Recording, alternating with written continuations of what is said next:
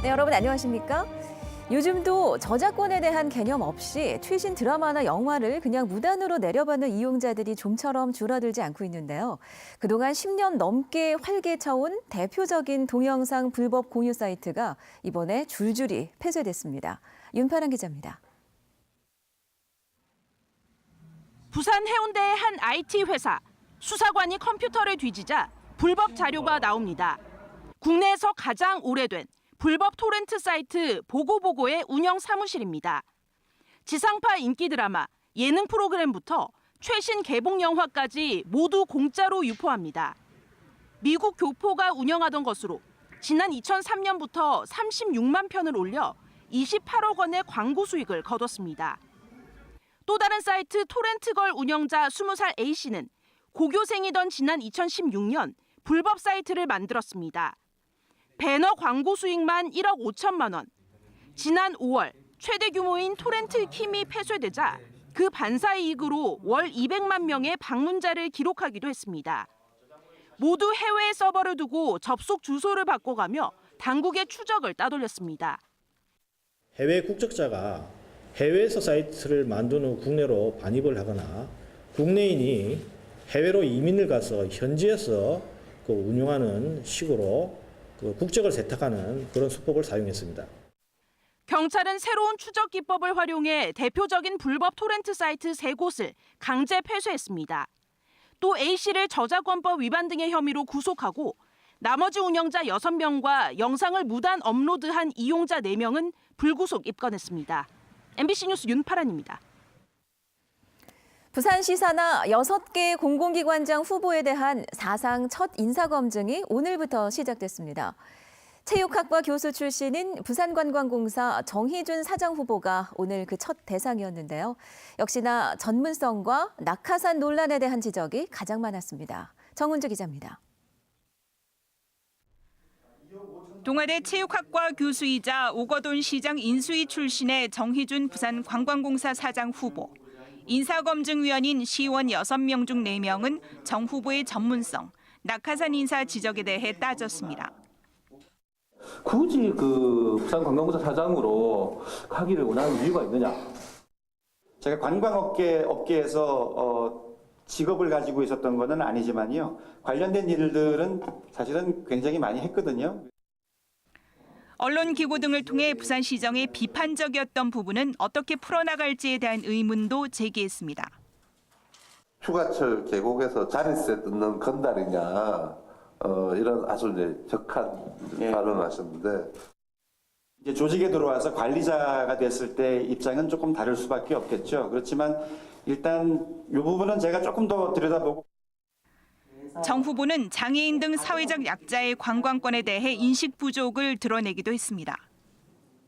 관광복지, 관광향유권, 그다음에 무장애인과 장애인이 함께하는 그 관광.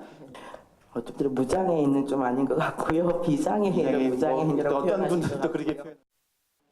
부산관광공사 사장을 시작으로 오는 29일까지 시 산하 6개 공공기관장 후보자에 대한 인사 검증이 줄줄이 치러집니다. 한편 부산시의회 오은택 자유한국당 원내대표 등은 공직자 재임 시절 LCT 시행사로부터 명절 선물을 받은 것으로 알려진 김종철 스포원 사장 내정자와 정경진 부산교통공사 사장 내정자에 대한 인사 철회를 오거돈 부산시장에게 촉구했습니다. MBC 뉴스 정은주입니다. 네, 부산국세청과 부산세관에 대한 국정감사가 열렸습니다. 경기 불황 속에 지금 전 국민이 힘겨워하고 있는데 일선 세무서들은 무리하게 세금 징수에 나서고 있다는 지적이 나왔습니다. 이만은 기자입니다. 부산국세청에 대한 국정감사에서 무리한 세금 징수에 대한 지적이 나왔습니다. 자유한국당 엄용수 의원은 경기 불황으로 서민들의 살림살이는 갈수록 팍팍해지는 반면 일선 세무서에서 거둬들이는 세금 수입은 호황을 맞고 있다며 세무당국을 질책했습니다. 특히 최근 조세범으로 입건된 사례들 중에 3분의 1가량이 검찰에서 무혐의 처리되고 있다고 지적하면서 국세청이 무리하게 세금을 거둬들이고 있는 것 아니냐는 의혹을 제기했습니다. 경기도 안 좋은 이런 상황에서 조세범칙 조사라든지 또 각종 세무조사, 불필요한 조사는 가급적 지양을 해야 된다는 의원님 말씀에 유념해서 앞으로 본래의 기능을 유지할 수 있도록 잘 관리하도록 하겠습니다. 바른미래당 유승민 의원은 부산본부 세관이 북한산 석탄 반입 사태 이후에도 경각심을 갖지 않는 것으로 보인다며 관세청의 부실한 현장 단속을 지적했습니다. 여러분들이 이런 북한 석탄하고 관련된 문제는 그 사고가 터졌는데 왜 이렇게 아무 변화가 없는 건지.